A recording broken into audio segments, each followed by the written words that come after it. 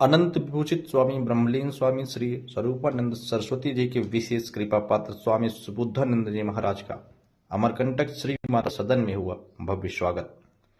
नर्मदा परिक्रमा यात्रा पर निकले स्वामी सुबुद्धानंद जी महाराज ने मां नर्मदा का किया पूजन, गौ माता की नृशंस हत्या पर अंकुश लगाने की कही बात। श्री माता सदन में स्वामी जी ने अपने शिष्यों सहित किया रात्रि विश्राम।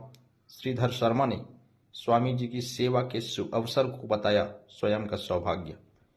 स्वामी जी ने गौ माता को राष्ट्र माता घोषित करने हेतु सरकार से की अपील।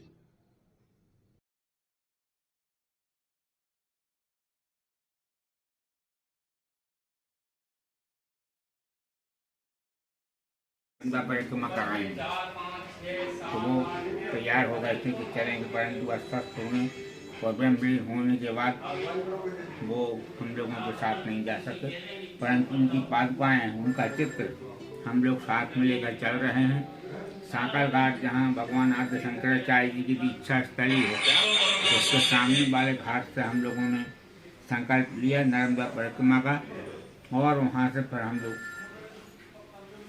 परिक्रमा करने निकले। आज हम लोगों को 8वां दिन है और भगवती नर्मदा के उद्गम स्थल में पहुँचे। बहुत प्रसन्नता है। अमरकंटक का बहुत बड़ा महत्व है। अमरकंटक का मतलब होता है अमराणाम कटा, देवताओं का समूह। जहाँ से देवताओं का समूह है उसको अमरकंटक कहते हैं। और ये भगवती साक्षात भगवती साक्षात जो है, साक्षात भगवती है नर्मदा मैया, तो जो निराकार के रूप में, जल के रूप में लोगों का उद्धार करती फिरती है। हम लोगों के मन में था कि हम लोग परिक्रमा करें। हर व्यक्ति को भगवती नर्मदा की परिक्रमा करनी चाहिए, क्योंकि इनके किनारे किनारे बहुत तपस्वी ऋषि गण, मुनि गण सब इनके किनारे किनारे तपस्या करते हैं। तो हम लोग चाहते हैं सबकी तपस्या हो जाती, सबकी परिक्रमा हो जाती है। इन भगवती नर्मदा जी की परिक्रमा करने से नर्मदा जी का बहुत बड़ा महत्व है। नर्मदा का मतलब होता है, नर्म मतलब सुख शांति, और दे जो सुख शांति दे वो नर्मदा। ये भगवती नर्मदा का ही एक बहुत बड़ा महत्व है, इसलिए सबको नर्मदा जी की परिक्रमा करनी चाहिए। हमारे यहाँ शास्त्रों में कहा है, रेवा तटे तपः कुर्यात् मरणं जाह्नवी तटे। अगर तपस्या करनी है और सिद्धि प्राप्त करनी है तो रेवा के तट पर तपस्या करें। कि हम लोगों की तपस्या ही हो रही है। परिक्रमा हम लोग तपस्या भगवती का नाम जपते जपते नर्मदे हर कहते हुए भगवती की परिक्रमा कर रहे हैं।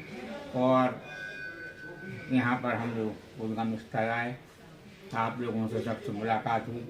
इसके पहले हम आए थे जब भगवती कामेश्वरांग खंडरिया का मंदिर की स्थापना गुरुदेव ने की थी, उस समय हम यहाँ पर आए थे। और उसके पहले भी गुरुदेव के साथ आए थे और यहाँ पर रहे। जिस स्थल पर आप लोग बैठे हुए हैं, इसका उद्घाटन भी हमारे पूज्य गुरुदेव ने किया था। और श्रीधर हमको हमेशा बोलते रहे कि चलिए चलिए, परंतु जब तक माता नर्मदा की कृपा नहीं होती मनुष्य तस्य बस नहीं हो सकता। यहाँ आए, आप लोगों से सबसे मुलाकात हुई, भगवती का पूजन किया हम लोगों ने मंदिर में जाकर वो हैं, और फिर अब यहाँ आए हैं और कल हम लोग यहाँ से वापस निकल जाएंगे।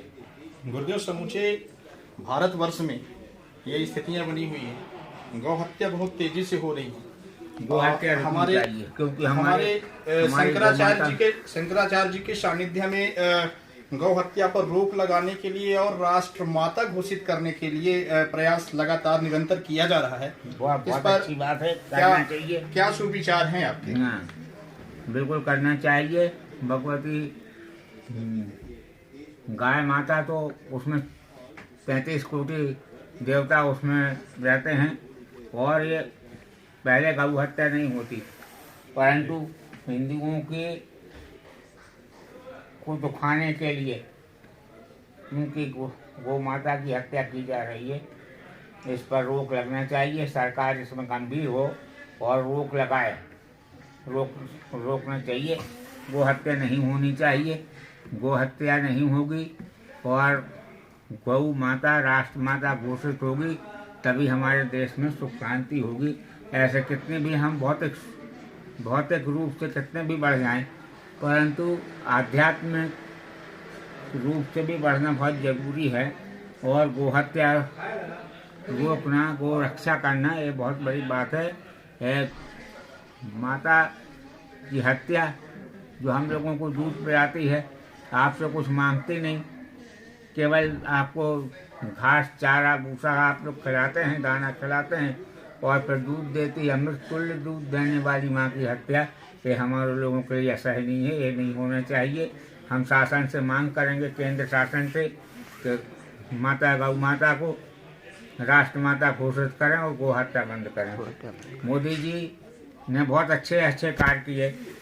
रामलला का मंदिर बनाया, 370 धारा हटाई कश्मीर से, परंतु हम लोग चाहते हैं कि गौ माता के संबंध में भी वो प्रयास करें और गो हत्या बंद कराएं देश में और गौ माता को राष्ट्र माता घोषित करें। जी।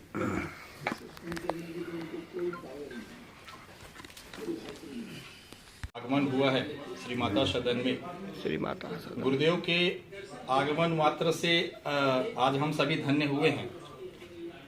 एक अच्छा प्रयास जारी है गुरुदेव के सानिध्य में गौ हत्या रोकने के लिए। क्या सुविचार हैं आपके, क्या कहना चाहेंगे कि इस प्रयास को किस स्तर तक बढ़ाया जाना चाहिए जिससे इस पर पूरी तरह से अंकुश लग सके? सर्वप्रथम मैं गुरु चरणों प्रणाम करता हूँ।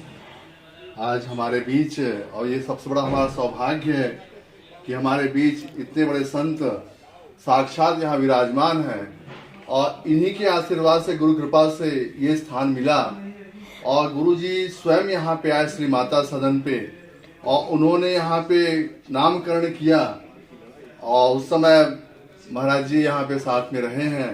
तो धन्य हूँ आज मैं जो इनकी सेवा में माई नर्मदा अवसर दे रही हैं, और ऐसे ही निरंतर माई नर्मदा की सेवा करते हुए संतों की सेवा करते रहें, जिनका व्याख्यान आज हमारे रामायण में है कि भक्ति में प्रथम भक्ति संतन कर संगा। तो पहली भक्ति जब संतों की है तो हम ये क्यों भूल रहे हैं? आज हम अपने सिर्फ साधन सुविधाओं में हैं। संत भगवान है, धरती को चलाने वाले संतों की पादुका संतों की चरण से है। उसी प्रकार से गुरु ने जो मार्ग दिया हुआ है कि सेवा में निरंतर लगे रहना, और गुरु कृपा से गुरु प्रसाद के रूप में आज यहाँ पे है। और ज्यादा हम इनके सामने कुछ नहीं कह सकते, बस ये कहेंगे कि निरंतर ऐसे हमारे कुटुंब परिवार और जगत के ऊपर इनका आशीर्वाद बना रहे और धर्म ध्वजा लहराता रहे संसार में। बस।